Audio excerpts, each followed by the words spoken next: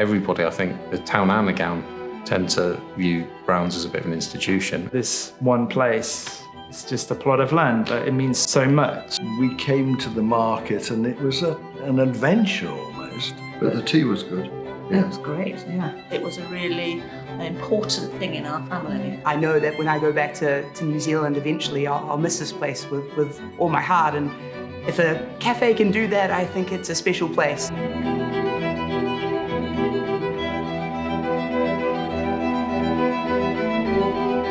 She was known as Katie, and she used to sign herself KT. We were always very proud growing up, or taught to be proud, I think, that our grandfather was Lord Mayor of Oxford and that Auntie Katie had a cafe. And we had inherited some of the silver teapots and cups and cutlery and things like that. And it all said Catherine Brown, Oxford on it. And we were taught to be very proud of this, that it was a really important thing in our family. She was too vain to use a walking stick, so she used the bicycle as her walking stick. Yeah. And she always had her hair in a bun. She looked like Mrs. Pepperpot. So she had a top knot right on top of her head, and it seems like lots and lots of people in Oxford at that time and now still remember her and enjoyed her company. You know, to run a business as a single lady. I don't know whether she did her own accounts or anything like that, but she had the cafe for quite a long time. And it was successful. She was of that era that went through the First World War, wasn't it? And I think that must have had a big impact. And it must have opened up new opportunities that perhaps the previous generation didn't have.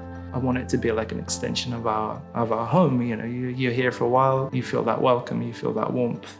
My parents are from Portugal, from a small island called Madeira. I remember seeing Browns, and I remember it was a queue out of the door and thinking, wow, this is going to be, what's this going to be like? And yeah, genuinely excited. I feel very proud that it's, you know, on my turn, it turns 100 years old, you know. I feel more like custodians and owners in a way, because this place has been around forever, and it's special to Oxford and it's special to the market.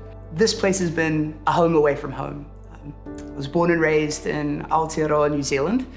I spent all of my life there up until a move about 1.5 years ago to Oxford. And my first Sunday here, the first place I set up camp was here at Brown's Café, and haven't been able to get rid of me since.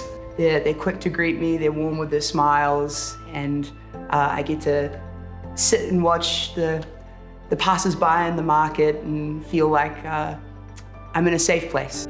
Christmas Eve in the market in those days was buzzing.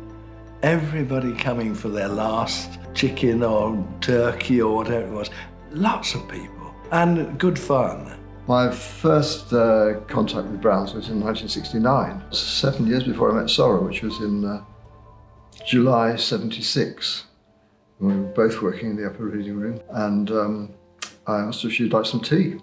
We had a pot of tea for two, I think. Yeah.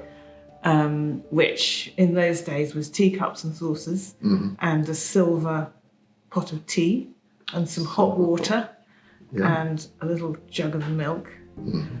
And there were these rather rickety dark wood round tables and kind of rickety brown chairs, kind of bent wood, same sort of style as these. That's true. But the tea was good. It was great, yeah. When I first came to Browns, I would have been early teens. It surprises me just how similar it is to how, which is great, because, you know, if you've got something that's great, you don't change it, you know, which is good. And it'll be a sad day if Browns ever changed. You'd come in and you'd be sat next to people in sub-fuss, waiting to go and take exams, or lecturers that were waiting to go and give a lecture, or Thoms and so on. Plus builders from around the corner, bus drivers, postmen, you know, you name it. I've had conversations with people here from all corners of the world, of all ages. It's just been lovely. And to see the cafe featuring on the television in various things as well has been lovely, hasn't it? And it's kept the name. That's and it's amazing. kept the name, yeah. You know, long live Browns. We do our best, and hopefully that's enough.